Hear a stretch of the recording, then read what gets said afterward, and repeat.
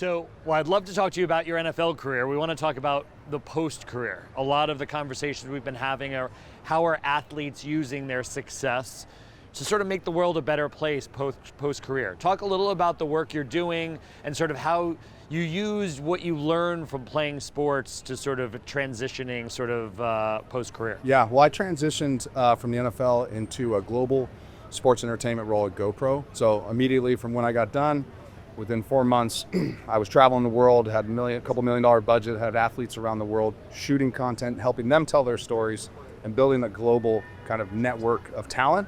Then COVID struck, and it really, decreased the workforce, so I was forced to go out on my own. So now I kind of sit in advisory consultant roles, and I'm able to use some of the things I learned in team sports, some of the things I learned in the business world at GoPro as we went public and kind of scaled globally to be a voice for athletes who are kind of experiencing those same, like, where do I go after with the lights turn off in sports, and how to start earlier while you're playing and not wait till the days come where you're not putting a uniform on again. And so take that approach.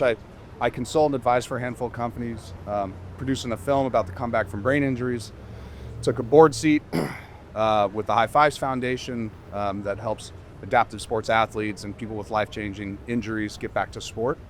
And got my hands in a handful of things.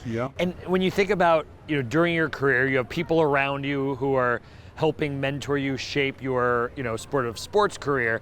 How did you find the right mentors and the people around you to help you really figure out how do you leverage that sort of once you left the NFL? Yeah, I mean, it's trial by error. I'm definitely don't have all the answers.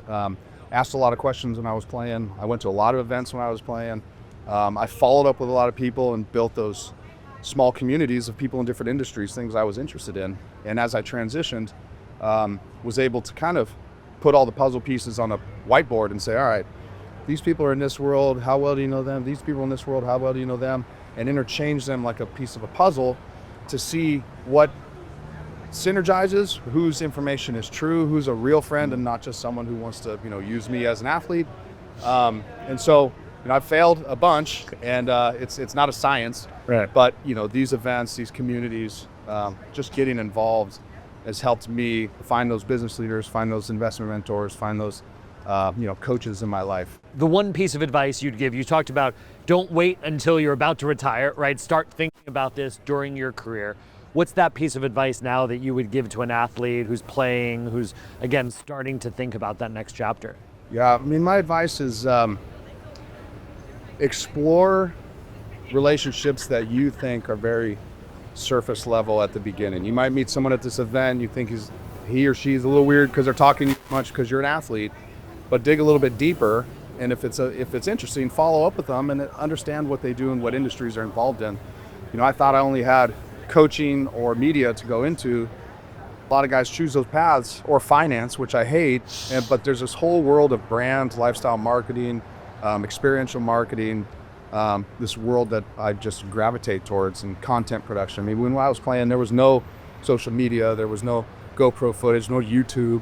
So it was all about that personal touch of following up with those business cards and attending the next event, invite them to games, and make that true connection. Where nowadays, athletes is very transactional on social media. Hey, give me this thing, I'll post for you. End of relationship. Right. I think it should be deeper than that, and my advice would be, explore those a little bit more, and you'll find out if you like them or don't like them, but at least give them a more personal touch and not just that transaction. Right. Well, Lonie, thanks for joining me today. Thank you for having me.